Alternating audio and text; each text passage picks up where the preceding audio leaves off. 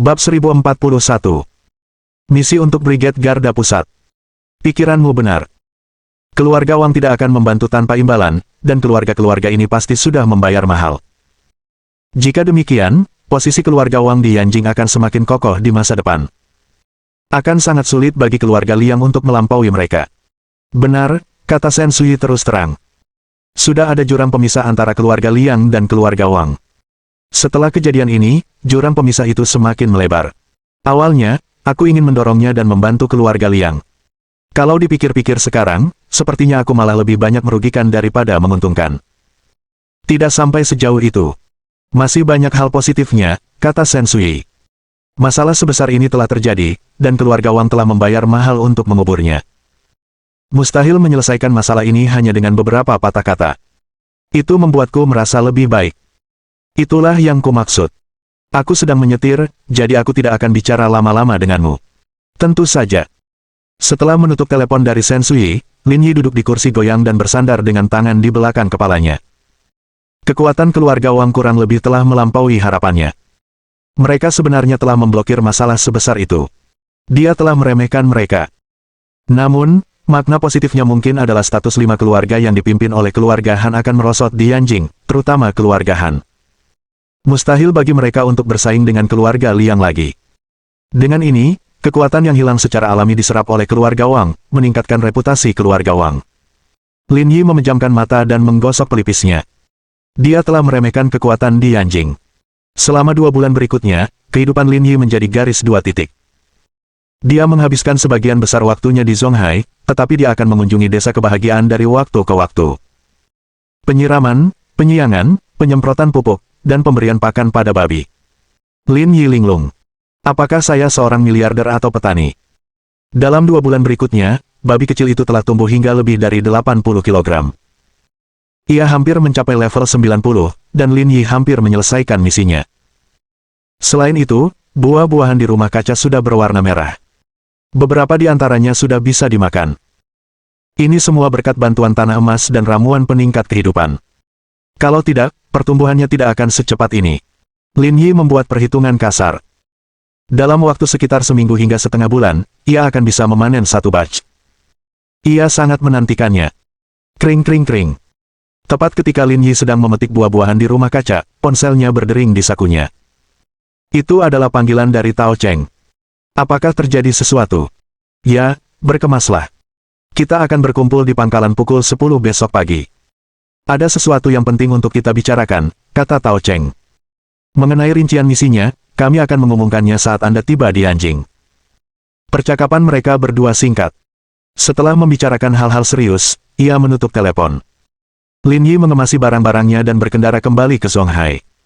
Setelah menunggu sekian lama, misi pertama akhirnya tiba. Lin Yi telah menantikannya sejak lama. Dia benar-benar ingin tahu dari mana sistem itu berasal. Ketika dia kembali ke pavilion Jiushu, tidak ada seorang pun di rumah. Ji Qingyan ada di kantor. Oh, kamu sudah di rumah. Ji Qingyan terkejut melihat Lin Yi kembali ke rumah. Aku ada urusan. Aku harus ke Yanjing untuk perjalanan bisnis. Aku sudah kembali untuk berkemas. Kenapa kamu tidak meneleponku terlebih dahulu agar aku bisa kembali dan mengemasi barang-barangmu, keluh Ji Qingyan. Aku tidak punya banyak barang untuk dikemas. Lagi pula aku tidak sedang bepergian. Aku hanya akan mengambil beberapa barang dan pergi. Jangan kembali selama beberapa hari ke depan. Menginaplah di rumah ibu mertuaku. Hati-hati kalau di luar. Jangan lupa telepon aku kalau sudah sampai. Tentu saja. Setelah mengobrol dengan Ji Qingyan sebentar, Lin Yi mengemasi barang-barangnya dan berkendara ke bandara. Sekitar pukul 4 sore, dia turun dari pesawat di bandara dan langsung menuju Hotel Pangu. Keesokan paginya, Lin Yi naik taksi ke pangkalan Brigade Pengawal Pusat. Ketika dia tiba, dia mendapati sebagian besar orang sudah tiba. Selain para pemimpin dan anggota resmi Brigade Garda Pusat, ada 11 orang baru seperti dirinya, 8 pria, dan 3 wanita, semuanya duduk dengan patuh di meja konferensi. Namun, suasana di ruang rapat agak mencekam. Bahkan udaranya terasa kaku. Qiu Yuluo bersandar di kursinya sementara Ning Che menopang kepalanya dengan satu tangan, seolah-olah seseorang berutang uang padanya. Cari tempat duduk, kata Tao Cheng kepada Lin Yi. Ada lebih dari 10 kursi di sekeliling meja konferensi. Lin Yi menarik satu kursi dan duduk di dekat pintu, menunggu rapat dimulai. Karena semua orang sudah di sini, izinkan saya memberitahu Anda misi spesifiknya.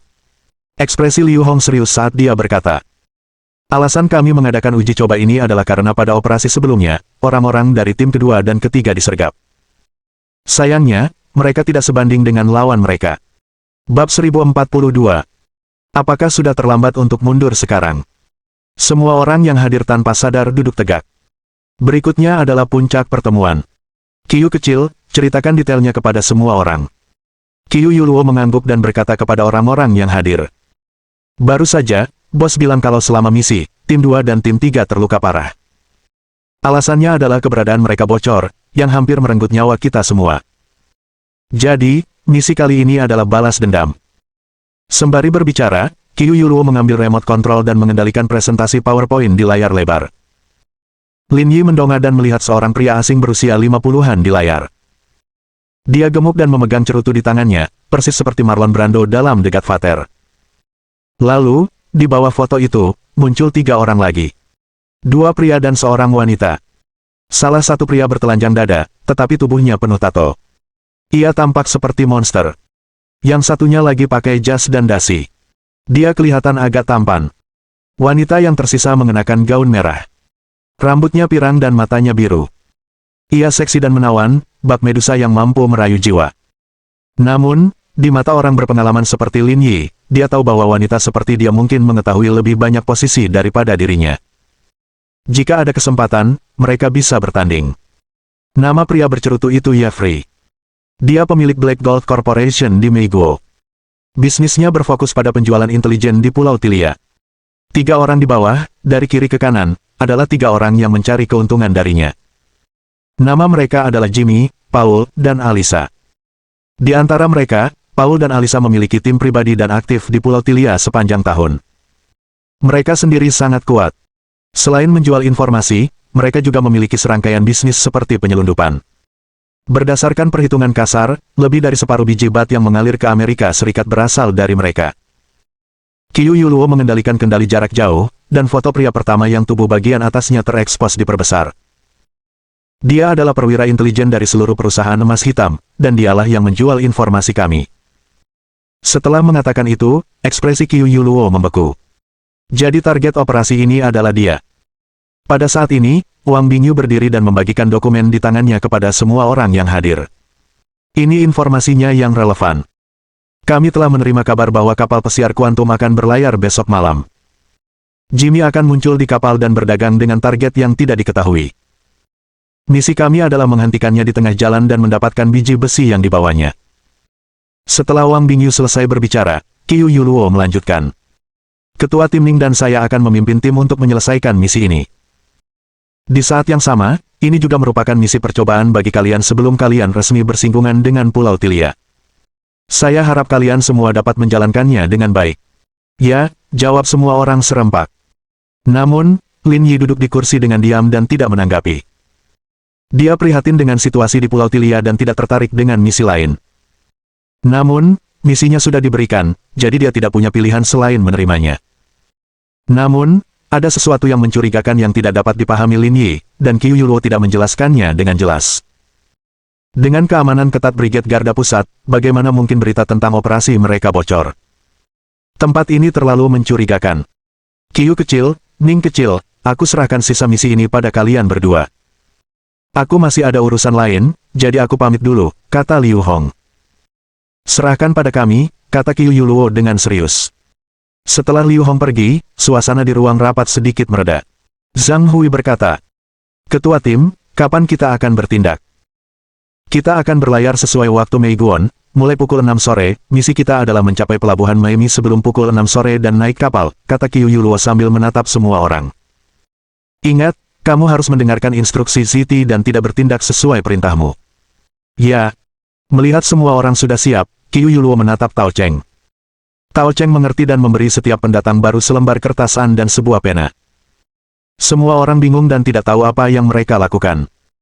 Karena misi ini memiliki tingkat bahaya tertentu, setiap orang harus menulis surat wasiat mereka sebelum operasi dimulai, karena kemungkinan besar Anda tidak akan bisa kembali.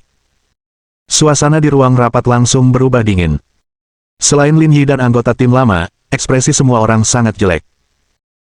Mereka tahu bahwa setelah bergabung dengan Brigade Garda Pusat, mereka akan menjalankan beberapa misi berbahaya, tetapi mereka tidak menyangka akan diminta menulis surat wasiat. Secara tidak sadar, semua orang teringat kekalahan yang dialami tim 2 dan 3. Awalnya, hanya ada 30 orang dalam kedua tim, tetapi hampir setengahnya tewas dalam satu misi. Bahkan pemimpin tim aslinya pun tidak selamat. Oleh karena itu, wasiat ini bukan hanya isapan jempol belaka. Lagi pula, mereka semua adalah anggota baru. Baik dari segi pengalaman maupun kekuatan, ia jauh lebih lemah. Jika mereka benar-benar menghadapi bahaya, kemungkinan besar mereka akan menghadapi kematian. Mendesis. Semua orang yang hadir bergidik. Bahkan cedera atau cacat ringan pun merupakan sesuatu yang tidak dapat mereka terima. Ketua tim, kita semua masih pemula dan belum punya pengalaman sama sekali. Apa kau yakin kita harus ikut serta dalam misi berbahaya seperti ini sejak awal? Ini selalu menjadi tradisi Brigade Garda Pusat. Semua anggota kami terlatih dalam pertempuran seperti itu, kata Qiu Yuluo. Ini bukan tempat orang hidup mewah. Orang-orang benar-benar mati di sini. Selain apa yang dikatakan ketua tim Qiu, ada statistik lain yang ingin saya bagikan kepada semua orang, kata Ning Che. Angka kematian di Brigade Median melebihi 400/0 dari total kematian setiap tahunnya. Saya yakin semua orang tahu apa arti angka ini, dan itulah mengapa penting untuk menulis surat wasiat sebelum misi. Dan jangan masukkan drama yang tidak perlu.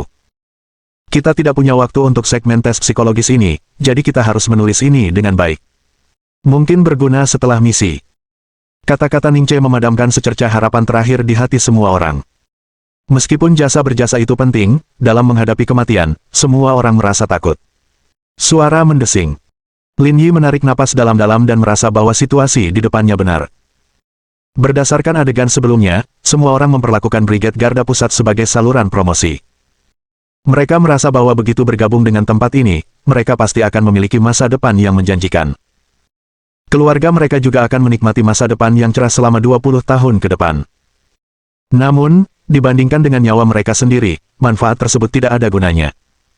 Oleh karena itu, beberapa orang yang hadir sudah mulai mundur. Ketua tim, saya ingin menanyakan sesuatu kepada Anda, kata Guo Qingkun. Qiu Yuluo mengangguk. Kalau ada yang ingin kau tanyakan, katakan saja. Apakah sudah terlambat untuk mundur sekarang? Bab 1043. Sifat manusia adalah hal yang rumit. Apa-apaan ini? Apa katamu? Zhang Hui mengumpat dengan marah. Keduanya telah saling kenal selama bertahun-tahun. Mereka sepakat untuk bergabung dengan Brigade Garda Pusat bersama-sama demi membangun dan berkontribusi bagi negara. Dia tidak pernah menyangka kalau kakaknya akan benar-benar berhenti. Konyol sekali. Zhang Tua, kau tidak bisa menyalahkanku untuk ini, kata Guo Qingkun, aku benar-benar takut mati. Omong kosong. Bukankah kita sudah menjelaskan hal-hal ini dengan jelas saat mendaftar? Kenapa kamu mundur sekarang, kata Zhang Hui histeris. Aku tahu itu. Tapi waktu itu, kupikir mereka cuma menakut-nakuti kita. Aku nggak ngangka ternyata benar, kata Guo Qingkun sambil menangis. Dan seperti yang Anda lihat, banyak orang yang foto-fotonya terpajang di koridor terluka atau cacat permanen. Kalau memang begitu, saya sungguh tidak bisa menerimanya. Dengan baik. Ekspresi Zhang Hui juga agak tidak wajar. Ini urusanmu sendiri. Aku tidak punya hak untuk menghentikanmu. Kalau kau mau pergi, pergi saja. Guo Qingkun menatap Qiu Yuluo. Ketua tim Qiu, maafkan aku. Aku ingin berhenti sekarang. Kuharap kau tidak marah padaku. Kamu bebas memutuskan. Aku tidak akan marah. Tidak perlu. Kalau begitu aku permisi dulu. Guo Qingkun tak bisa lagi bicara jernih. Wajahnya memerah. Sungguh memalukan untuk mengakui kepengecutannya saat ini. Dengan itu, Guo Qingkun meninggalkan ruang rapat dengan tergesa-gesa. Setelah itu, suasana di ruang rapat menjadi tidak nyaman. Semua orang memegang pena, tetapi tidak ada yang berani menulis. Ketua tim Qiu, aku juga ingin berhenti. Orang yang berbicara adalah seorang gadis berambut pendek. Ia mengulurkan tangannya yang gemetar. Qiu Yuluo sedikit mengernyit dan melirik orang lain yang hadir. Ada yang mau mundur lagi. Kalau mau pergi, belum terlambat. Kamu cuma punya waktu 1 menit untuk berpikir. Kalau tidak, kamu harus menulis surat wasiat. Segera bertindak. Begitu kamu di pesawat, sudah terlambat untuk mundur. Dengan baik. Suasana di ruang konferensi menjadi lebih intens. Hanya ada 1 menit untuk mempertimbangkan. Ini adalah ujian bagi semua orang. Menit ini bukan saatnya mereka memutuskan apakah akan menjalankan misi atau tidak. Melainkan, ini lebih seperti menentukan hidup dan mati mereka sendiri. Aku juga mau mundur.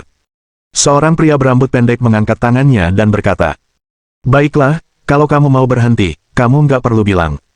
Keluar saja sendiri," kata Qiu Yuluo dengan ekspresi muram. Ning Che menarik kursi, mengambil rokok seorang wanita, dan mulai merokok sendiri. Pada saat yang sama, ia mengeluarkan ponselnya dan mengaktifkan fungsi hitung mundur. Layar hanya menampilkan 1 menit. Pria dan wanita sebelumnya berjalan keluar dengan kepala tertunduk. Detik demi detik berlalu. Hanya dalam beberapa tarikan napas, lebih dari 20 detik telah berlalu. Pada saat ini, seseorang meletakkan pena di tangannya dan berjalan keluar dengan kepala tertunduk. Tak lama kemudian, semenit berlalu. Dari 12 orang yang lulus ujian, termasuk Lin Yi, hanya tersisa 5 orang, 4 pria dan 1 wanita. Ning Che menyingkirkan abu rokoknya dan menyimpan teleponnya. Qiu Yuluo berkata, "Aku sudah mengatakan semua yang perlu kukatakan. Karena kamu belum pergi, tulis surat wasiatmu dan mulailah pindah." "Ketua tim, tunggu," kata Zhang Hui. "Apalagi yang ada, aku juga ingin berhenti." Lin Yi terdiam.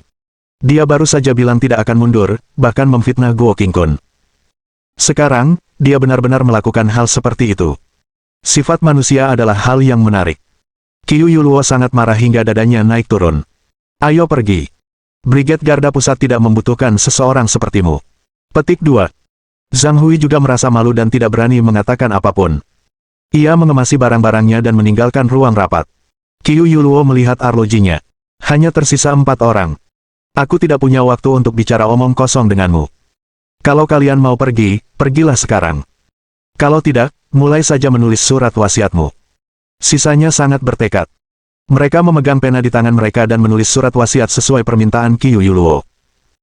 "Hasil panen tahun ini memang sedikit berkurang dibandingkan beberapa tahun sebelumnya," kata Ning Che. "Sebelumnya memang ada yang mengundurkan diri di saat-saat kritis, tapi tidak sebanyak ini. Ayah mereka semua telah memberikan kontribusi luar biasa di Garda Pusat Brigade. Namun, generasi ini lumpuh total. Lagi pula, zaman sudah berubah. Perasaan tak bisa dimakan. Semuanya sudah rusak. Mereka bahkan tidak sebaik kita." Petik 2. Qiu Yuluo tidak mengatakan apa-apa dan setuju dengan Ning Che. "Lin Yi, kenapa kamu tidak menulis? Apa kamu punya ide lain?" tanya Tao Cheng. Selama pengujian, Lin Yi adalah kejutan terbesar mereka. Mundurnya pasukan lain masih bisa diterima, tetapi jika Lin Yi mundur, maka Brigade Garda Pusat akan mengalami kerugian yang sangat besar. Qiu Yuluo dan Ning Che tanpa sadar menatap Lin Yi. Sejak awal, mereka tidak pernah menyangka Lin Yi akan mundur. Namun, kenyataannya berbeda dari apa yang dibayangkannya. "Pergilah kalau kau takut mati. Jangan buang-buang waktu kami di sini. Apa kau sudah gila? Jangan melampiaskan amarahmu padaku," kata Lin Yi. "Siapa bilang aku tidak mau menulis apapun?" Qiu Yuluo tidak menargetkan Lin Yi, dan dia mengakui kemampuan dan standarnya. Dia selalu merasa bahwa bahkan jika semua orang pergi, selama Lin Yi tidak berhenti, persidangan Brigade Pengawal Pusat akan sepadan. Sekarang dia tidak menyentuh pena itu, dia tidak bisa tenang. Kemarahan yang terpendam dalam perutnya membuncah naik. "Kalau kamu tidak takut, kenapa kamu tidak menulis apa-apa? Apa yang perlu kamu ragukan?" Qiu Yuluo menatap satu-satunya gadis di ruangan itu dan berkata, "Jiang Qing tidak sepelin-pelan sepertimu. Aku mau nulis 4 surat wasiat. Mana mungkin selembar kertas sialan itu cukup?" "Apa maksudmu dengan menulis 4 surat wasiat?" tanya Ning Che.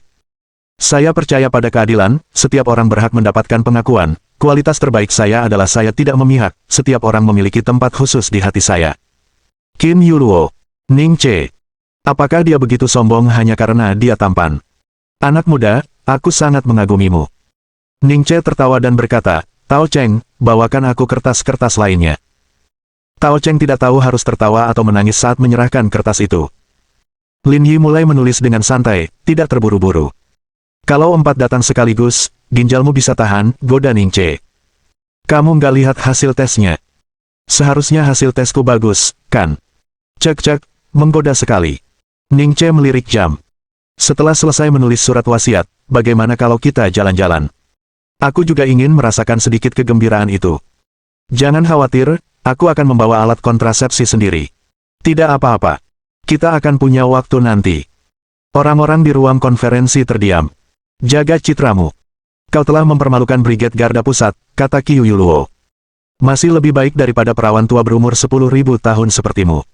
Sistem endokrinmu tidak seimbang. Belajarlah dariku. Saat kamu melakukan sesuatu, siapkan alat kontrasepsi. Kamu harus selalu aman. Dia tidak membutuhkannya. Dia benar-benar mandul. Sayang sekali kalau dia memakannya. Bab 1044. Jangan biarkan kemiskinan membatasi imajinasimu. Ah! Kau bahkan bisa melihatnya, tanya Ning Che terkejut. Lin Yi menatap Qiu Yuluo dan Tao Cheng. Bukankah mereka sudah memberitahumu tentangku? Setelah Lin Yi mengatakan itu, Ning Che teringat bahwa dia adalah seorang ahli bedah yang luar biasa. Dalam kasus tersebut, ia memiliki tingkat kewenangan tertentu. Tanpa sadar, Ning Che melirik Qiu Yuluo. Cek, cek, cek. Kasihan sekali. Dia baru 30 tahun ini, tapi sudah begini. Untuk sekali ini, Qiu Yuluo tidak membantah. Pikirannya dipenuhi tanda tanya. Dia telah menjaga kesuciannya selama bertahun-tahun dan tidak melakukan apapun. Bagaimana mungkin dia memiliki kondisi seperti itu? Tak lama kemudian, selain Lin Yi, mereka bertiga pun selesai menulis surat wasiat. Lin Yi masih menulis dengan lambat, karena ia sibuk mengerjakan bagian kedua. Sebagai perbandingan, tanggunganmu lebih banyak daripada yang lain. Apa kau tidak takut mati? Tanya Ning Che sambil tersenyum. Aku belum menikah, belum melahirkan, dan aku masih punya banyak aset dan wanita. Kalau aku mati begitu saja, itu akan jadi kehilangan besar bagiku. Meski begitu, kau masih mau bergabung dengan Brigade Pertahanan Pusat. Perkataan Ning Che juga merupakan apa yang ada dalam pikiran orang lain. Sebagai perbandingan, Lin Yi memang lebih menonjol daripada yang lain dan memiliki lebih banyak hal untuk dipertimbangkan, jadi mereka benar-benar ingin mendengar pendapatnya. Lihat apa yang kau katakan. Siapa bilang bergabung dengan Brigade Garda Pusat berarti kematian yang pasti? Kau sudah tua sekarang, tapi bukankah kau hidup dengan baik? Ning Che mengangkat bahu. Alasan kami bisa bertahan sampai sekarang kurang lebih karena keberuntungan. Apa yang kami katakan tadi bukanlah menakut-nakuti.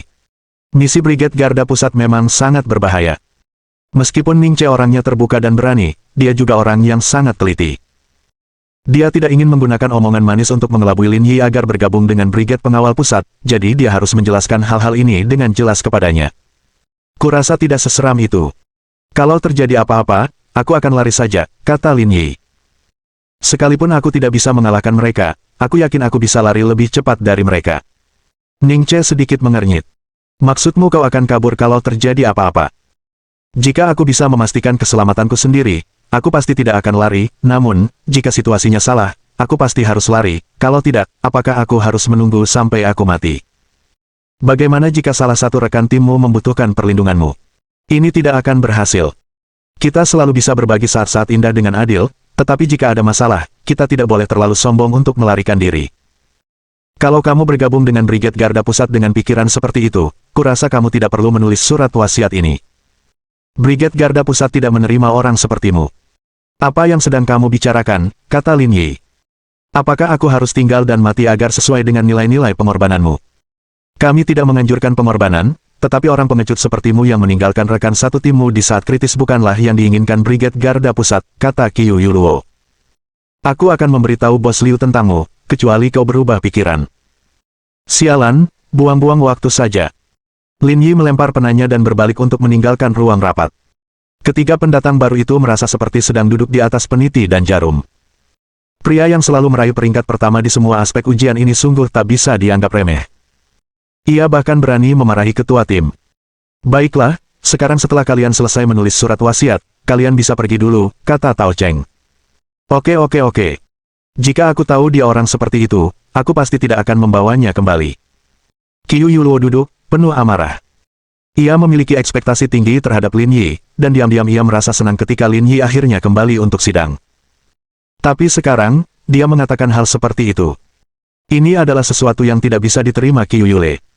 Apapun yang terjadi, meninggalkan rekan satu tim di medan perang adalah tindakan yang memalukan. Brigade Garda Pusat tidak membutuhkan orang seperti itu. Kamu sudah mandul. Lebih baik kamu tidak marah.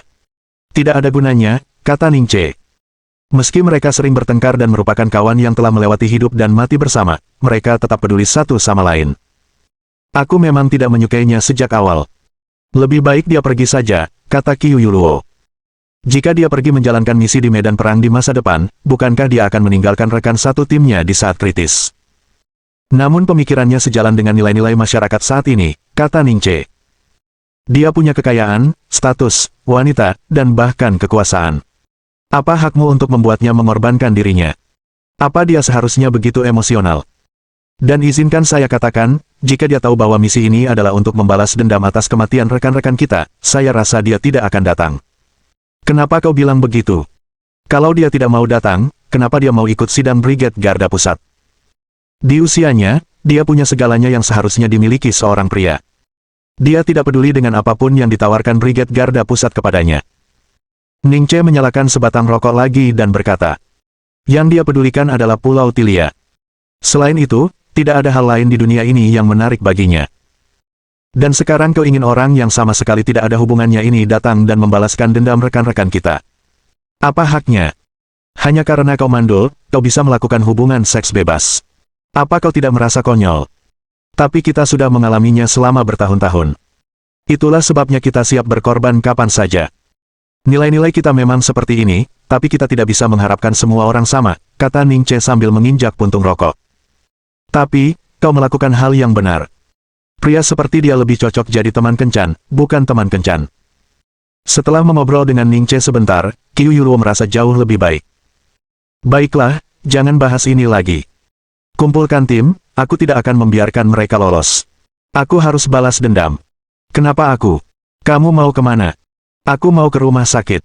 Sampai jumpa nanti. Kamu tidak akan ke bagian ginekologi, kan? Umurku baru 30 tahun. Kalau aku benar-benar punya masalah ini, aku pasti sudah tidak ingin hidup lagi.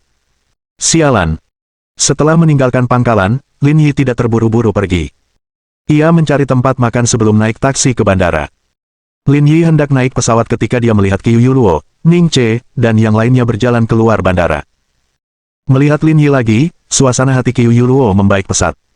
Seperti yang dikatakan Ning Che, dia benar-benar tidak bisa meminta Lin Yi untuk berdedikasi. Dia memiliki kehidupannya sendiri, dan kebetulan saja tidak cocok untuk Brigade Garda Pusat. Sayang sekali kemampuan dan levelnya begitu tinggi. Jika dia bergabung dengan Brigade Garda Pusat, dia pasti bisa meraih prestasi di masa depan. Namun, jalan mereka berbeda, dan mereka tak bisa bekerja sama. Beberapa hal memang tak bisa dipaksakan. Percuma saja kau mengikutiku diam-diam. Aku sudah bilang pada Bos Liu bahwa Brigade Pengawal Tengah tidak akan menerimamu lagi, kata Qiu Yuluo. Hah? Lin Yi menatap Qiu Yuluo seolah-olah dia orang bodoh, siapa bilang aku mengikuti kalian ke sini? Apa kau gila? Lalu apa yang kamu lakukan di sini? Apakah aku tidak diizinkan kembali ke Zonghai? Ekspresi Qiu Yuluo acuh tak acuh. Belum waktunya naik pesawat ke Zonghai. Bagaimana kau akan pulang? Kau pikir ini bas? Kau pikir kau bisa masuk dan menunggu pesawatmu? Bagaimana Brigade Garda Pusat bisa merekrut orang bodoh sepertimu? Lin Yi menunjuk pesawat pribadinya. Saya punya jet pribadi, jadi saya memilih jalur bisnis khusus. Jangan biarkan kemiskinan membatasi imajinasi Anda. Bab 1045. Operasi khusus. Jet pribadi. Semua orang tanpa sadar menoleh dan melihat Gulfstream G650 tidak jauh dari sana. Baru saat itulah dia menyadari bahwa kekayaan Lin Yi telah melampaui imajinasinya. Berpikirlah sebelum berbicara di masa depan. Lagi pula, kaulah yang memimpin timmu. Kalau tidak, bawahanmu akan menertawakanmu. Lin Yi menggelengkan kepalanya tanpa daya dan masuk ke pesawat pribadinya. Ekspresi Qiu Yuluo canggung. Dia berharap bisa menemukan tempat untuk bersembunyi. Ning Che menepuk bahu Qiu Yuluo dan berkata dengan sungguh-sungguh. Aku sudah bertemu setidaknya 800 pria selama bertahun-tahun. Dengan kecerdasanmu, kau jelas bukan tandingannya. Meskipun kalian tidak akan bertemu lagi di masa depan, jika memang ada kemungkinan kalian bertemu lagi, sebaiknya kalian tetap rendah hati agar tidak mempermalukan diri sendiri. Saya harap saya tidak akan pernah melihatnya lagi. Setelah bergumam sendiri, Qiu Yuluo pun naik pesawat bersama anak buahnya. Masalah ini dianggap selesai. Pada saat yang sama, pesawat Lin Yi sudah berada di landasan. Namun, mereka tidak terbang menuju Zonghai, melainkan Miami, Meiguo. Lebih dari 10 jam kemudian, Lin Yi mendarat di Bandara Miami. Karena perbedaan waktu, saat itu sekitar pukul 1 siang waktu Meiguo. Pelayaran kuantum akan berlayar dalam waktu sekitar 5 jam, memberinya banyak waktu. Tian Yan telah menunggu lama saat dia keluar dari bandara. Pakaian Tian Yan cocok dengan gaya pesisir Miami. Gaun bunga putih dan hijau di tubuhnya sangat memikat.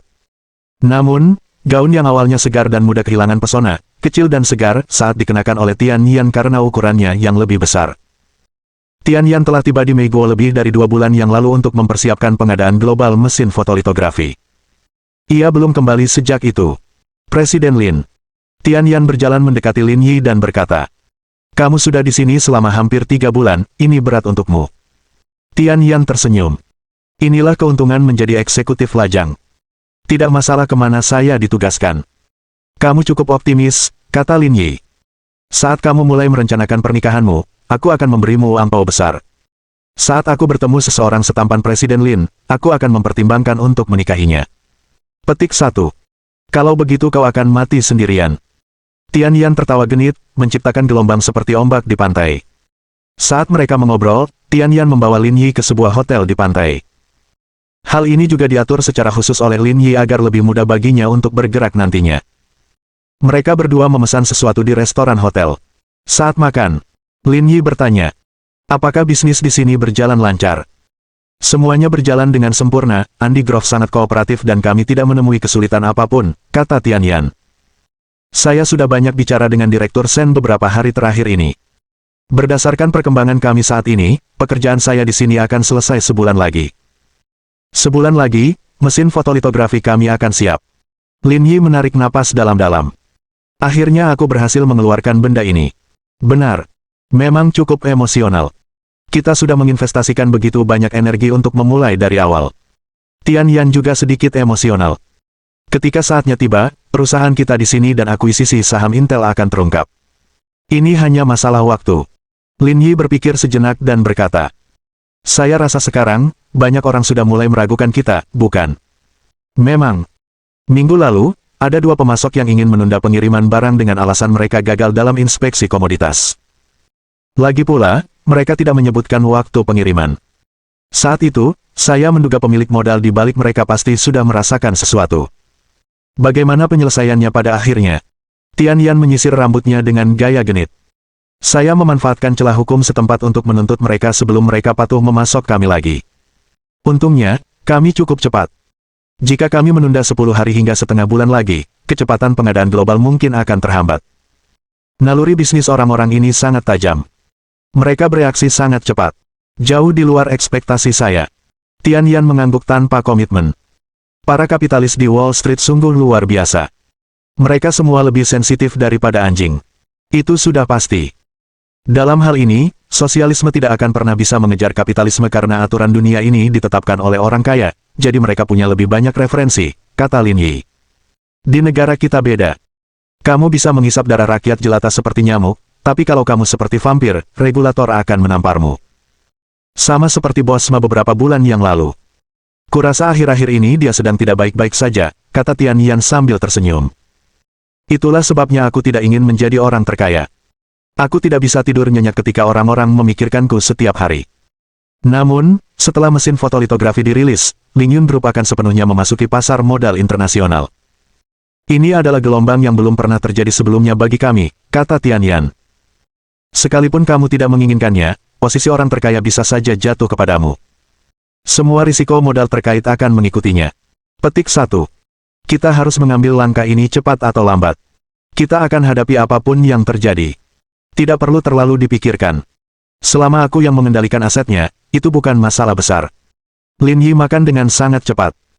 Demi menjaga bentuk tubuhnya, Tian Yan tidak makan banyak. "Presiden Lin, apa rencana Anda nanti?" Tian Yan bertanya sambil tersenyum. "Kita di Miami. Mau jalan-jalan. Kamu belum pernah ke sini sebelumnya. Aku sibuk. Kalau kamu nggak datang, aku nggak akan bisa istirahat. Ayo pergi." "Aku juga ada urusan," kata Lin Yi. "Ngomong-ngomong, jangan sampai ketahuan kalau aku sudah datang ke Meiguo. Sebagai bawahan yang berkualifikasi, aku akan membantu atasanku menjaga rahasianya," kata Tian Yan sambil tersenyum. "Saya tidak ingin Presiden Ji salah paham dan berpikir ada sesuatu yang terjadi di antara kita." Lin Yi menatap ombak di depan Tian Yan. "Dengan ukuranmu, akan sangat mudah untuk salah paham. Mereka cuma 2 bongkahan daging. Ini bukan apa-apa. Kalian semua tidak puas," kata Lin Yi. "Jika kamu menginginkan gadis sebesar milikmu, kamu harus menghabiskan setidaknya 200.000 yuan. Itulah sebabnya orang-orang sepertimu bernilai 200.000 yuan sejak kau muncul. Kau menang tepat di garis start sejak kau lahir. Petik 1. Presiden Lin, jangan mengolok-olok saya. Sebenarnya, Presiden Ji juga tidak kecil. Dibutuhkan satu orang untuk mengenal satu orang. Setelah makan malam, Lin Yi menaruh barang bawaannya di hotel dan pergi ke pantai bersama Tian Yan. Sudah hampir 3 bulan sejak dia datang ke Meiguo untuk urusan bisnis. Dia sibuk selama periode ini, jadi dia akan memanfaatkan waktu ini sebagai waktu luang tambahan baginya untuk bersantai. Namun, ketika mereka berdua berganti pakaian renang dan tiba di pantai, Lin Yi menyadari bahwa bukan dia yang diberi keuntungan, tetapi dialah yang diberi keuntungan olehnya. Ini terlalu besar. Biasanya tidak mungkin untuk mengetahuinya. Mungkinkah itu selalu disegel oleh brandnya? Bab 1046. Rasa superioritas seorang kapitalis. Tian Yan mengenakan kerudung dan tidak peduli dengan banyaknya tatapan yang tertuju padanya. Tanpa melihat wajahnya, sosok Tian Yan hampir bisa disamakan dengan para wanita Ozone dan Meiguon. Karena itu, ia menarik perhatian banyak orang. Bahkan banyak orang yang datang untuk memulai percakapan, tetapi semuanya ditolak oleh Tian Yan. Meskipun orang asing ini tidak jahat, mereka jauh lebih rendah daripada bosnya. Terutama perutnya yang six-pack, sungguh tidak bisa ditolak. Pada saat ini, Tian Yan mengakui bahwa dia serakah. Saat mereka berjemur di bawah sinar matahari, mereka berdua mengenakan kacamata hitam dan berbaring di bangku. Di sini, mereka menikmati sinar matahari sore yang langka. Presiden Lin, Anda tiba-tiba terbang ke Miami karena ada urusan penting, kan? Ada yang bisa saya bantu? Tanya Tian Yan. Itu rahasia. Kau memintaku merahasiakan perjalanan ini dan tak ingin ada yang tahu. Kau di sini bukan untuk menjemput gadis-gadis, kan? Aku masih bosnya, tahu, bisakah kalian menunjukkan rasa hormat kepadaku, belajarlah dari Kitua, kalau kamu tidak punya apa-apa. Bagaimana kamu bisa menjadi seperti He Yuan? Ini juga cara untuk menunjukkan kepedulian kepada bos. Kalau kamu yang bertanggung jawab di sini, kurasa efeknya akan lebih baik. Aku bahkan tidak tertarik menjadi orang terkaya. Bagaimana mungkin aku peduli dengan hal-hal sepele seperti itu? Setelah itu, Lin Yi menunjuk kapal pesiar kuantum yang terparkir di dermaga di kejauhan. Ada acara di kapal malam ini. Aku akan memeriksanya. Semua surat kabar utama melaporkan tentang Quantum Cruise, jadi Tian Yan juga telah mendengar sedikit tentangnya. Meski begitu, dia tidak pernah menyangka Lin Yi ada di sini untuk ini. Presiden Lin, bisakah kau memberiku waktu sebentar? Aku juga ingin melihat-lihat. Ini tidak akan berhasil. Ini bukan tempat yang baik untukmu. Ekspresi Tian Yan berubah. Dia merasa ada yang tidak beres. Lin Yi bukan bos biasa. Selama tidak bertentangan dengan prinsipnya, tidak masalah baginya untuk pergi. Sekarang dia benar-benar menolaknya, itu berarti ada yang salah dengan Quantum Cruise ini. Namun, Tian Yan agak bingung. Mengapa orang seperti bosnya tidak tertarik padanya? Dia menumbuhkan 2 gumpalan daging ini tanpa hasil apapun. Tapi ku dengar ada tiket VIP untuk menaikinya, kata Tian Yan sambil mengoleskan tabir surya ke kakinya. Beberapa hari yang lalu, seorang Taipan bahkan mengundang saya ke kapal untuk bermain. Dia bilang dia memenuhi syarat untuk menggunakan saluran VIP. Lin Yi mengangguk. Ia sudah terbiasa dengan aturan seperti itu. Ada banyak aturan seperti itu di Huaxia, belum lagi Meiguo, yang memiliki tingkat kapitalisme yang tinggi. Apa saja yang Anda butuhkan untuk memenuhi syarat menggunakan tiket VIP? Aku tidak tahu, Tian Yan menggelengkan kepalanya dan berkata. Saat itu, saya sedang banyak urusan dan sedang tidak ingin bertanya tentang hal-hal ini, tapi saya bisa menelepon dan bertanya. Saya rasa dia akan sangat bersedia membantu. Tidak perlu. Ini masalah kecil. Aku bisa melakukannya sendiri. Setelah itu, Lin Yi menelepon Andy Grove dan menceritakan situasi di sana. Beberapa menit kemudian, ia menutup telepon. Apa yang dikatakan Andy Moore? Mereka hanya perlu memverifikasi bahwa kamu punya aset senilai 5 juta dolar AS, kata Lin Yi sambil mengangkat bahu. Pantas saja semua orang kaya di Huaxia ingin bermigrasi ke sini.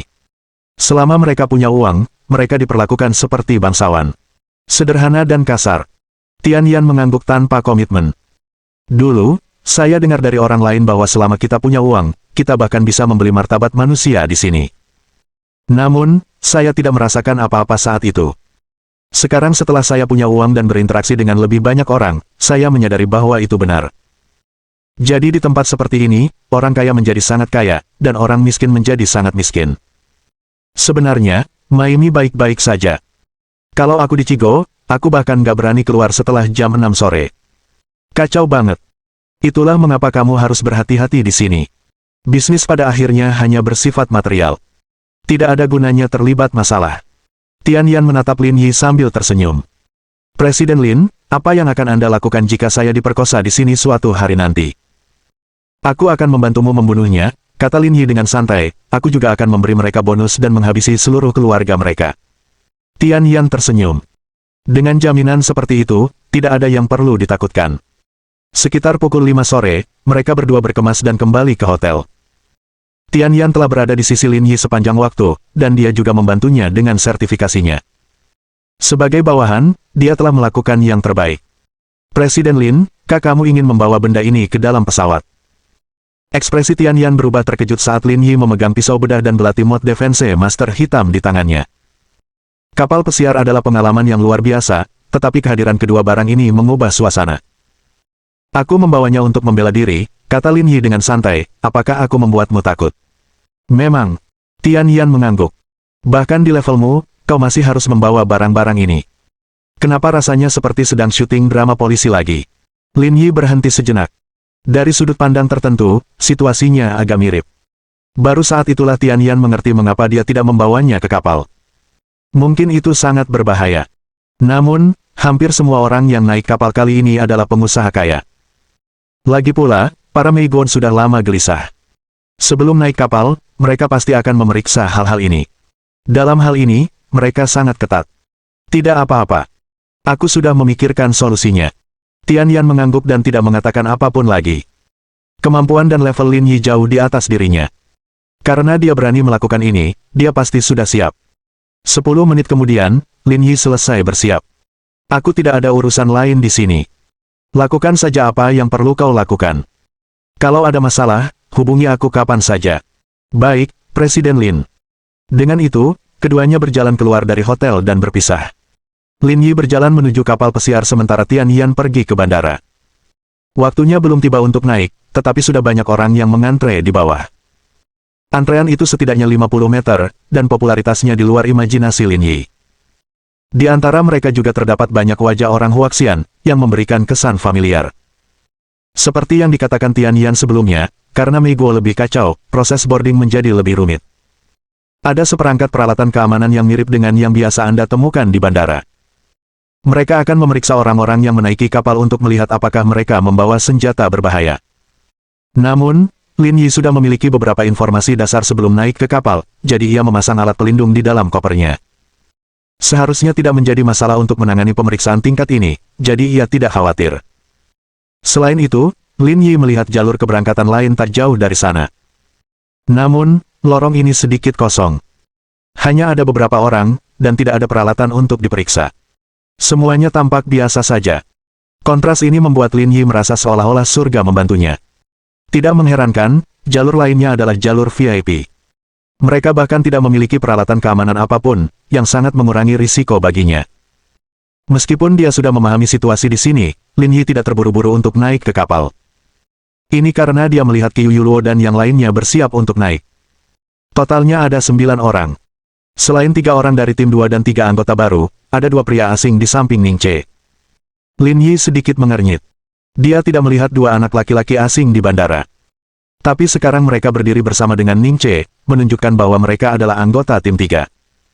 Mereka mungkin sudah berada di Maimi sebelum ini. Melihat ke-9 orang itu terbagi dalam 3 kelompok dan berdiri di posisi yang berbeda, Lin Yi menarik topengnya agar tidak dikenali.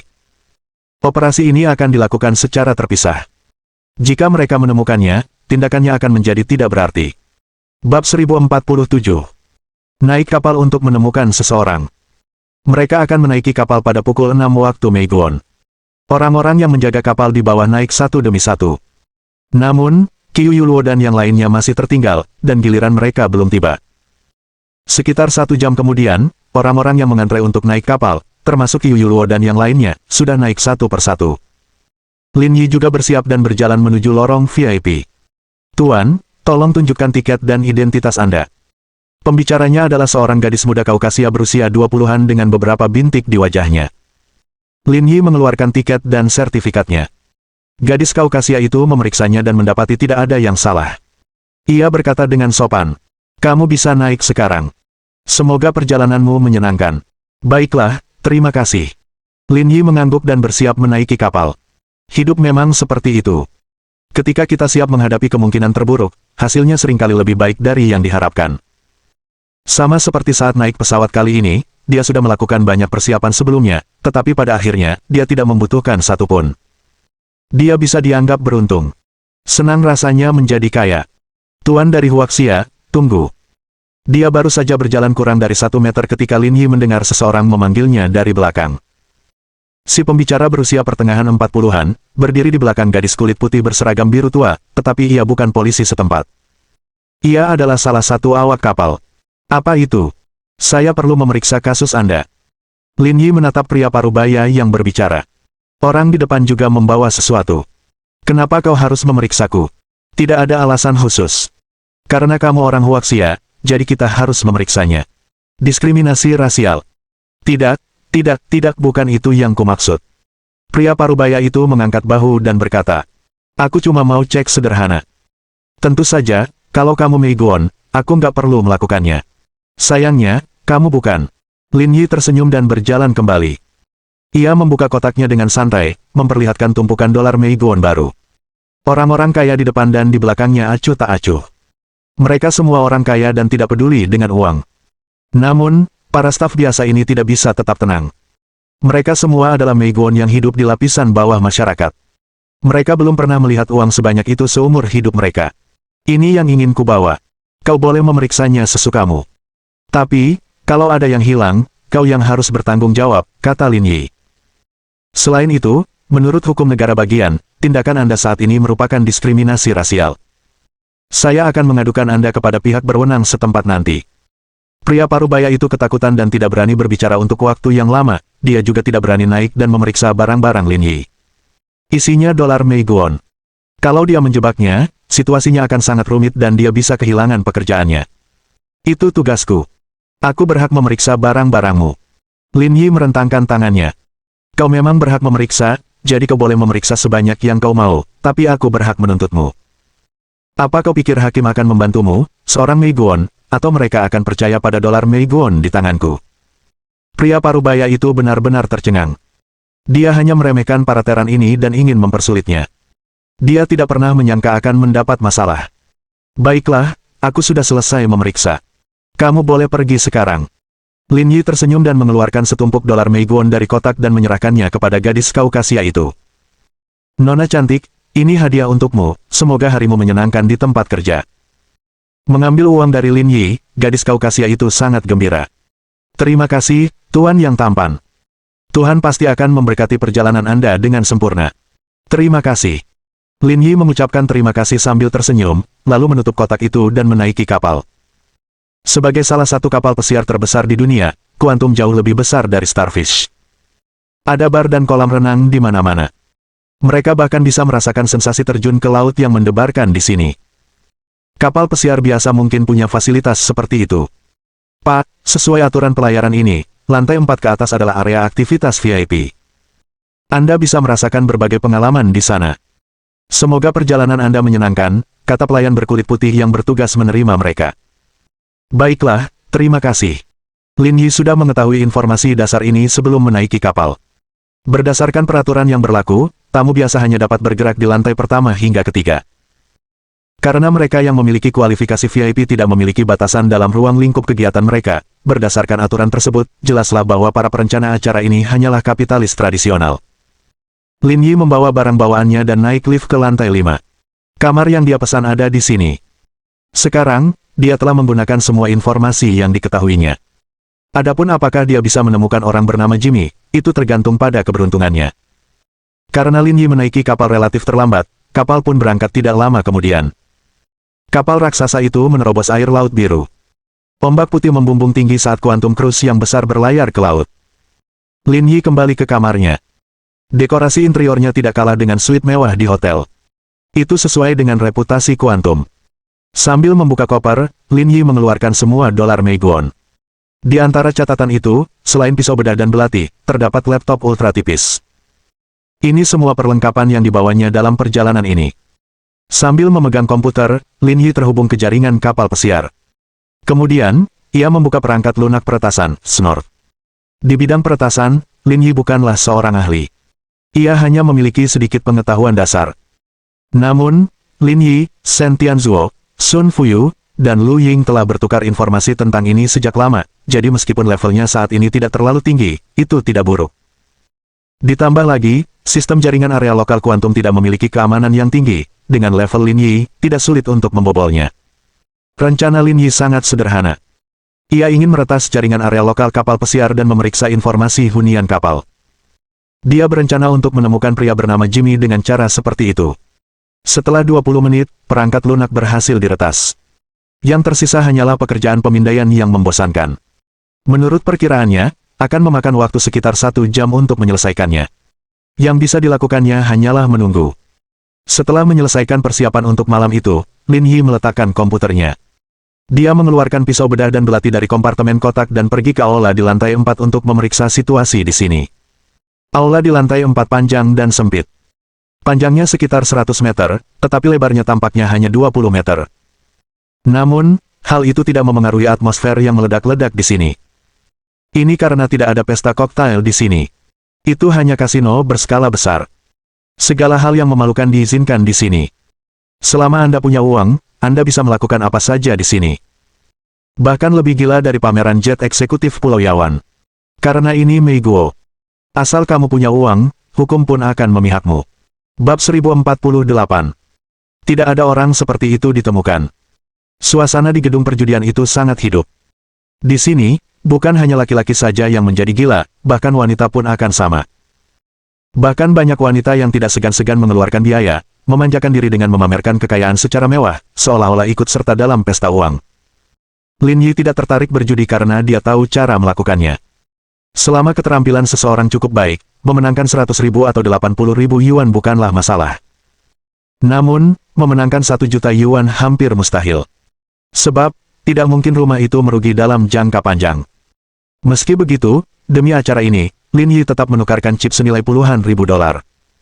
Kalau tidak, ia akan terlihat seperti orang bodoh yang berkeliaran sendirian di sini. Tuan Lin. Saat Lin Yi sedang berjalan-jalan, dia tiba-tiba mendengar seseorang berbicara. Dia menyadari bahwa Alice Grove sedang berjalan ke arahnya. Akhirnya aku menemukanmu. Apakah kamu mencari aku? Apakah ayahmu bercerita tentang aku? Alice mengangguk.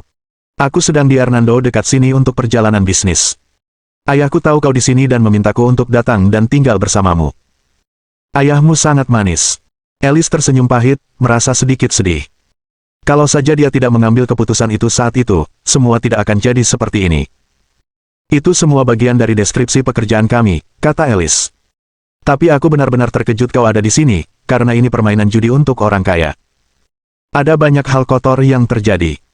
Seingatku, kau bukan orang seperti itu. Kau sangat mengagumiku, kata Lin Yi sambil tersenyum. Di saat yang sama, ia juga memiliki pemahaman yang kurang lebih tentang perjalanan ini. Kami semua tahu apa yang mampu kamu lakukan, kata Alice. Aku sudah bertemu banyak orang Huaxian, tapi tak satu pun dari mereka yang bisa membuatku takut. Kau satu-satunya. Baiklah, kau akan menyanjungku. Lin Yi melihat sekeliling dan tidak menemukan sosok yang mencurigakan, jadi dia berkata dengan santai. Bagaimana situasi di pihak ayahmu, apakah Dewan Direksi Intel mencurigainya melakukan sesuatu? Ekspresi Alice agak ragu. Ini tidak terlalu optimis, karena ayahku akhir-akhir ini sangat dekat dengan Direktur Tian. 2 direktur sudah menyadari hal ini. Kurasa mereka akan segera bertindak. Ayahku pasti sudah terbongkar saat itu. Situasinya tidak terlihat terlalu baik. Lin Yi sudah lama menduga Tian Yan akan terbongkar, tetapi Andy Grove akhirnya juga dicurigai. Ini agak tak terduga.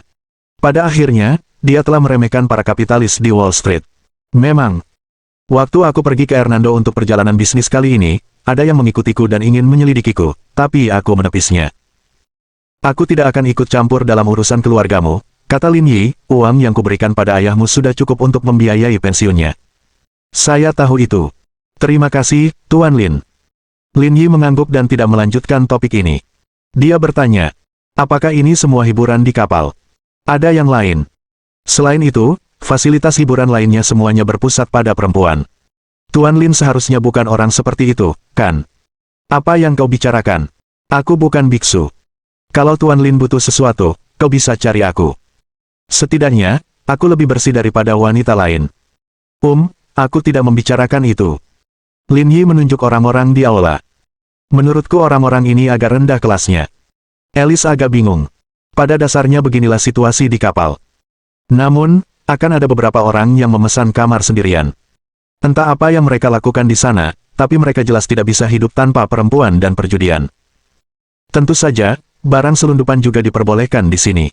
Lin Yi mengangguk. Dia sudah tidak punya banyak harapan lagi untuk tempat ini. Dia harus menunggu hasil peretasannya untuk mengetahui sesuatu yang substansial. Sedangkan untuk Qiu Yuluo dan yang lainnya, Lin Yi menduga mereka akan semakin tidak tahu apa-apa. Karena terlalu sedikit informasi berguna yang dapat diberikan kepadanya. Setelah berjalan di sekitar aula, Lin Yi dan Alice pergi ke ruang makan untuk makan sesuatu.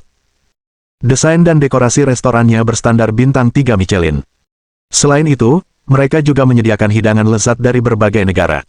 Mereka sangat perhatian. Setelah makan malam, Alice ingin mengajak Lin Yi jalan-jalan karena misinya kali ini adalah menemani Lin Yi. Namun, Lin Yi tidak punya pikiran lain. Setelah mengantarnya pergi, ia kembali ke kamarnya. Setelah mengunci pintu, Lin Yi memegang komputer dan menyadari bahwa pemindaian dan pengumpulan data telah selesai. Yang tersisa hanyalah penyaringan. Meskipun tidak banyak pengusaha kaya di kapal, jumlah mereka masih lebih dari 200 orang. Bagi Lin Yi, beban kerja mereka tidaklah kecil. Kenapa dia ada di sini? Tepat saat Lin Yi sedang menyaring target, dia menemukan nama Kaye Mitsui. Lin Yi tidak berpikir kalau mereka memiliki nama yang sama adalah suatu kebetulan, tetapi kemunculannya di sini membuatnya merasa sangat aneh. Pada saat yang sama, hal itu membuat Lin Yi curiga. Kaye Mitsui adalah putri sulung Mitsui Financial Group. Identitas, status, dan statusnya sudah jelas. Apapun yang dapat membuatnya menghadapinya secara langsung bukanlah hal yang mudah. Apa yang membuatnya datang jauh-jauh ke sini secara pribadi? Tiba-tiba, Lin Yi memikirkan sebuah kemungkinan. Selama pertemuan sebelumnya, Liu Hong mengatakan bahwa Jimmy akan membuat kesepakatan seputar Bat Ore dengan seseorang. Jika memang demikian, mungkinkah dia berurusan dengan Kaye Mitsui? Memikirkan hal ini, Lin Yi tiba-tiba merasa bahwa kemungkinan ini sangat tinggi. Kalau tidak ada alasan bagi Kaye Mitsui untuk naik kapal. Waktunya sangat berharga. Lin Yi menarik napas dalam-dalam dan mengesampingkan masalah Kaye Mitsui. Lagi pula, ini hanya tebakan dan dia bukan targetnya. Prioritas pertama adalah menemukan orang bernama Jimmy. Kalau tidak, perjalanan ini akan sia-sia. Namun, Lin Yi kecewa karena setelah mencari lebih dari 1 jam dan memeriksa 2 hingga 3 kali, dia tidak dapat menemukan orang bernama Jimmy dalam daftar check-in. Lin Yi mengerutkan kening, merasa ada sesuatu yang salah. Secara logika, dengan status Jimmy, jika dia datang ke kapal ini, dia pasti berada di atas lantai 4. Namun, hingga kini, tidak ada jejaknya. Menyadari hal ini, Lin Yi berpikir keras. Mungkinkah ia telah bergaul dengan orang biasa untuk menyembunyikan identitasnya seperti dalam drama polisi? Hal ini mungkin saja terjadi. Biji besi bat sangat langka sehingga pasti akan terdaftar sebagai barang selundupan. Wajar saja jika mereka berhati-hati. Dengan mengingat hal ini, Lin Yi mengambil komputer dan mulai mencari informasi tentang tamu di lantai pertama hingga ketiga. Sayangnya, setelah mencari lebih dari 2 jam, dia masih tidak dapat menemukan orang bernama Jimmy ini. Lagi pula, dia yakin tidak ada informasi yang terlewat. Singkatnya, menurut informasi yang diperolehnya dari para tamu kapal, orang bernama Jimmy ini tidak ada di kapal. Sial, apakah ada kesalahan informasi? Bab 1049. Bertemu lagi. Lin Yi menyingkirkan buku catatannya dan mulai memikirkan apa yang telah terjadi. Dia tidak meragukan keaslian data tersebut. Lin Yi adalah pemilik Hotel Peninsula, jadi dia tahu sedikit tentang hotel itu. Selama seseorang check-in, komputer LAN akan menerima pesan dan memasukkan informasi orang yang check-in. Apalagi nama Kaye Mitsui sudah ditemukan dalam daftar ini, jadi tak perlu diragukan lagi keasliannya. Namun nama Jimmy tidak ada di sana, yang menunjukkan 2 kemungkinan. Yang pertama adalah dia tidak menaiki kapal. Informasi yang diterima Brigade Garda Pusat adalah palsu. Lalu, pihak lain akan melakukan tipuan dan melaksanakan kesepakatan itu di tempat lain. Jika demikian halnya, maka Kaye Mitsui tidak akan menjadi mitra dagangnya. Kedua, Jimmy sudah naik kapal, tetapi ia tidak memesan kamar atas namanya sendiri. Sebaliknya, ia memesan kamar atas nama orang lain, sehingga identitasnya tidak akan teridentifikasi. Namun, apapun kemungkinannya, Lin Yi sudah terlanjur berjalan ke jalan buntu. Sangat sulit menemukan petunjuk lebih lanjut. Dentang, dentang, dentang. Tepat saat Lin Yi tengah kebingungan, terdengar ketukan di pintu. Lin Yi menyingkirkan laptopnya. Tidak ada orang lain di kapal ini yang akan datang dan menemukannya selain Alice. Ini karena Qiu Yuluo dan yang lainnya berada di bawah lantai 4, jadi mustahil bagi mereka untuk naik. Dia membuka pintu dengan santai. Yang mengejutkan Lin Yi, ternyata bukan Alice, melainkan seorang wanita berwajah manusia. Lin Yi menelusuri ingatannya sejenak, tetapi dia tidak mengingat wanita ini sama sekali. Halo, Tuan Lin. Perkenalkan, nama saya Yoshika Higashino. Saya sopir dan asisten Nona Mitsui. Kaye Mitsui. Lin Yi pura-pura terkejut. Ya, benar. Bagaimana kamu tahu aku di sini? Kami baru saja melihatmu di kasino, tapi kamu sedang mengobrol dengan orang lain, jadi kami tidak mengganggumu. Lalu kami memeriksa dan mengetahui kamu ada di ruangan ini. Lin Yi mengerti. Dengan status sosial Kaye Mitsui, tidak akan menjadi masalah baginya untuk mengetahui hal ini. Ayo pergi. Kaye Mitsui adalah satu-satunya petunjuk yang dimilikinya sampai sekarang, jadi dia tidak punya alasan untuk menolaknya. Dia ingin melihat apakah dia bisa mendapatkan informasi darinya. Meski begitu, Lin Yi tidak percaya diri. Kaye Mitsui tidak secerdik dan licik seperti Sensui, tetapi dia juga bukan orang biasa. Dia bahkan bisa membunuh saudaranya sendiri. Dia benar-benar orang yang kejam. Dengan Yoshika Higashino memimpin jalan, mereka berdua naik ke lantai 6 dan tiba di kamar Kaye Mitsui. Di pintu berdiri dua pria berpakaian hitam. Sosok mereka tidak dianggap kekar. Mereka berdiri di tempat dengan tangan di belakang punggung dan menatap lurus ke depan. Ada dua patung hitam. Lin Yi diam-diam mengamati mereka. Kedua orang ini tidak lemah, tetapi sulit untuk mengatakan seberapa kuat mereka. Dentang, dentang, dentang. Yoshika Higashino dengan lembut mengetuk pintu beberapa kali. Beberapa detik kemudian, pintu terbuka. Kaye Mitsui mengenakan tuxedo biru. Riasannya tipis, dan rambutnya tergerai alami. Ia tampak seperti wanita berkeluarga yang berbudi luhur, menanti kepulangan pria yang dicintainya. Tuan Lin, saya sudah lama menunggu Anda. Kaye Mitsui membungkuk sedikit. Sama seperti saat pertama kali mereka bertemu, ia sangat sopan. Kebetulan sekali bertemu denganmu di sini. Lin Yi melihat sekeliling. Kamar Kaye Mitsui lebih besar dan lebih mewah daripada. Aroma teh yang samar-samar memenuhi udara, membuat seseorang tanpa sadar merasa rileks. Waktu aku lihat kamu barusan, aku juga kaget banget. Artinya kita masih berjodoh. Kapal pesiar kuantum hanya melaut beberapa kali dalam setahun. Karena akhir-akhir ini saya tidak ada kegiatan, saya mampir untuk bermain. Tuan Lin bukan orang yang norak. Kurasa hal seperti ini tidak akan menarik minatmu. Kaye Mitsui menuangkan secangkir teh untuk Lin Yi dan berkata dengan lembut. Kalau tidak salah, wanita yang berdiri di sampingmu tadi adalah putri Presiden Intel, Alice Grove. Seharusnya aku benar, kan, memang dia. Kita sedang membicarakan bisnis. Awalnya, Lin Yi merasa kehadiran Alice agak tidak diperlukan. Namun, sekarang tampaknya hal itu sangat cocok. Kehadirannya memberikan penjelasan sempurna atas motifnya sendiri berada di sini. Bahkan seseorang yang cerdik seperti Kaye Mitsui tidak akan curiga apapun. Tuan Lin, maukah Anda membicarakan bisnis dengan orang lain selain saya? Apa yang kau bicarakan? Keluarga Mitsuimu adalah salah satu grup keuangan paling terkenal di dunia. Jika ada peluang, tentu saja, ada kemungkinan untuk bekerja sama. Tapi aku hanya ingin menjeratmu. Apapun yang terjadi, kau akan selalu menjadi target pertamaku. Jangan pernah pikirkan itu. Itu tidak akan pernah terjadi. Jawaban Lin Yi sesuai dengan harapan Kaye Mitsui. Ekspresinya tidak berubah sama sekali. Lin Yi menyesap tehnya dengan santai. Pemandangan di depannya persis seperti yang ia duga. Kaye Mitsui tidak menyerah mengejarnya. Rasanya seperti menusukkan jarum ke celah. Dentang, dentang, dentang. Kaye Mitsui masih ingin berbicara, tetapi ada ketukan di pintu. Nona Mitsui, Tuan Hunter ada di sini, kata pengawal itu dari luar pintu. Apakah Jimmy ada di sini, Jimmy? Jantung Lin Yi berdebar kencang. Ia tak kuasa menahan kegembiraannya. Persis seperti yang dibayangkannya. Orang yang ingin membuat kesepakatan dengan Jimmy adalah Kaye Mitsui. Dia tidak datang. Hunter sendirian. Biarkan dia kembali. Lokasi yang kupilih untuk transaksi ini adalah tempatku sendiri. Kalau dia curiga padaku, aku tidak mau melakukan transaksi ini.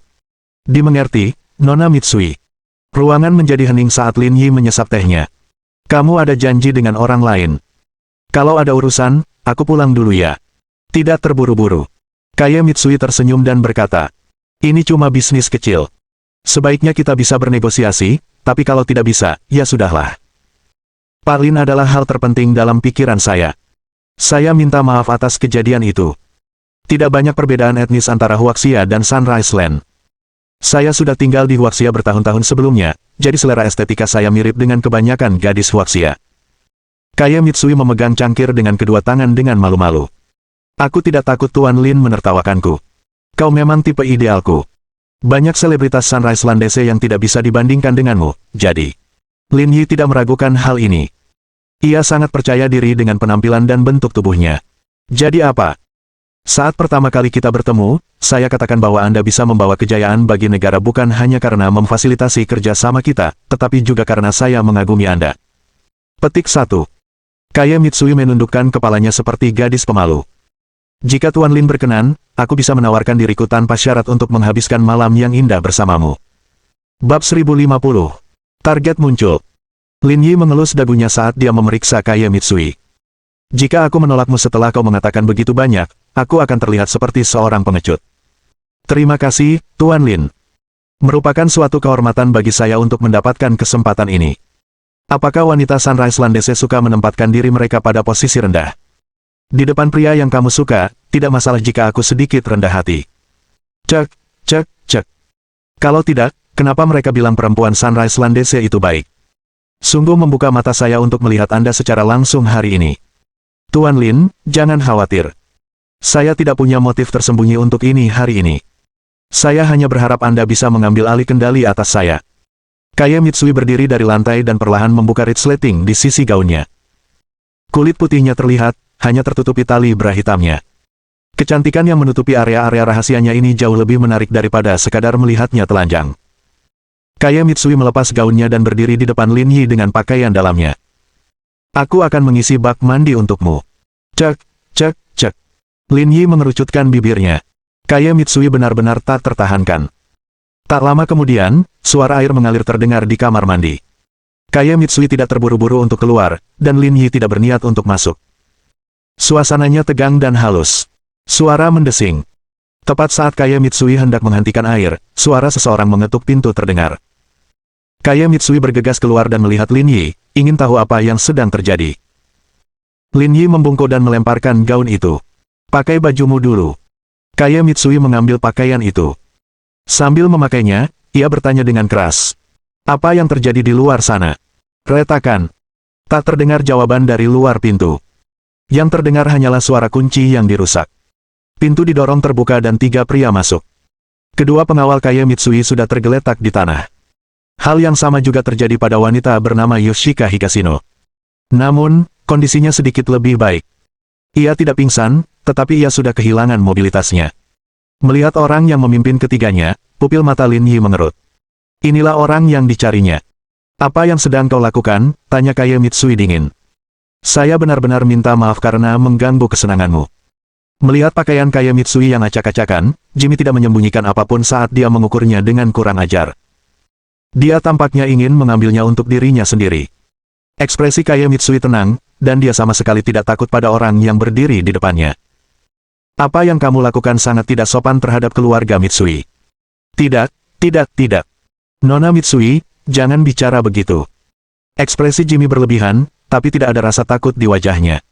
Keluarga Mitsuimu punya pengaruh besar di seluruh dunia. Tentu saja, pengaruhnya tak bisa dibandingkan dengan kami. Alasan aku ingin kau datang dan berdagang denganku juga untuk mencegah kecelakaan. Namun, karena kau tak setuju, aku hanya bisa datang sendiri. Kuharap kau tak keberatan aku melakukan sesuatu yang kurang ajar tadi.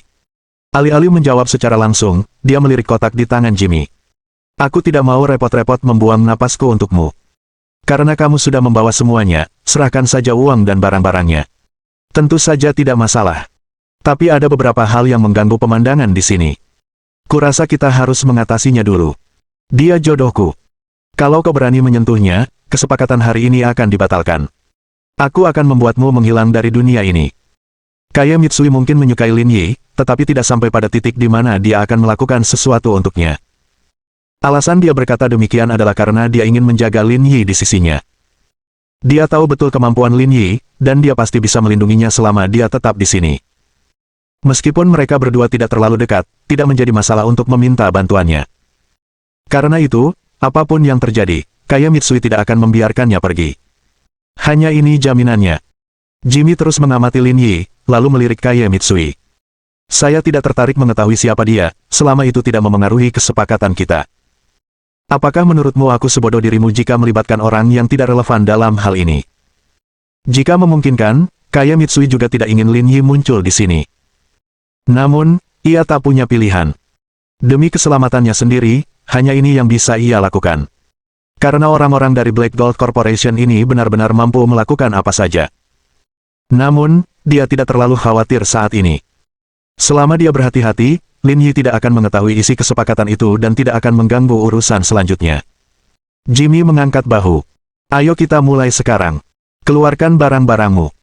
Kaya Mitsui kembali ke kamarnya dan mengeluarkan sebuah kotak hitam. Lalu, ia menyerahkannya kepada pihak lain. Mereka berdua tanpa sadar menghindari tatapan Lin Yi dan membuka kotak itu untuk memeriksa isinya. Lin Yi duduk di sofa dan perlahan menuangkan teh untuk dirinya sendiri. Namun, otaknya berputar cepat saat dia memikirkan cara mengatasi hal ini.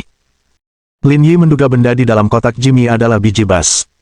Namun, dia tidak tahu apa yang ada di tangan Kaya Mitsui. Memikirkan hal ini, Lin Yi sedikit penasaran.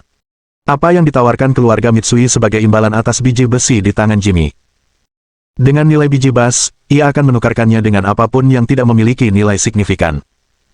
Dalam waktu kurang dari semenit, mereka berdua menutup kotak masing-masing hampir bersamaan. Tidak ada hal tak terduga yang terjadi. Barang-barangnya bagus. Senang bekerja sama dengan Anda, Nona Mitsui, kata Jimmy sambil tersenyum. Kalau boleh, kuharap kau memberiku kesempatan. Aku janji, Tuhan, aku akan melakukannya. Kaya Mitsui menutup kotak itu. Kamu boleh pergi sekarang. Jangan ganggu suasana hatiku di sini. Semoga kerjasamanya membawa kebahagiaan. Jimmy tertawa dan pergi bersama anak buahnya, tidak marah sama sekali. Saya sungguh minta maaf. Saya tidak menyangka ini akan terjadi, kata Kaya Mitsui dengan nada meminta maaf. Kita akan bicara tentang membawa kejayaan bagi negara nanti. Lin Yi menunjuk orang-orang di luar, jaga baik-baik anak buahmu dulu. Kaya Mitsui mengangguk. Setelah kejadian itu, ia tak tertarik melakukan hal lain. Lin Yi bangkit dan pergi, kembali ke kamarnya secepat mungkin. Setelah mengunci pintu, Lin Yi mengeluarkan laptopnya dan mengetik di keyboard seperti sedang memainkan piano. Tak lama kemudian, dia meretas seluruh sistem keamanan kapal dan mengeluarkan rekaman pengawasan penuh waktu. Lin Yi menatap layar komputer. Gambar itu memperlihatkan Jimmy dan dua orang lainnya berjalan keluar ruangan dengan kotak hitam. Kemudian, dia turun ke lantai 2 kapal pesiar dan memasuki ruangan ke-10 dari depan. Lin Yi menarik napas dalam-dalam dan menyentuh belati serta pisau bedah di pinggangnya. Setelah memastikan semuanya sudah siap, ia membuka pintu dan meninggalkan kamarnya. Dia berjalan ke lantai 2 kapal pesiar. Mohon dukungan dari omom ante-ante sekalian, buat subscribe atau sharekan novel Mimin ke Facebook kalian, agar channel Mimin bisa terus berkembang. Dengan begitu, Mimin bisa lebih semangat untuk up novel seru lain ke depannya. Buat teman-teman yang sudah subscribe dan sharekan novel Mimin, Mimin ucapkan terima kasih sebanyak-banyaknya.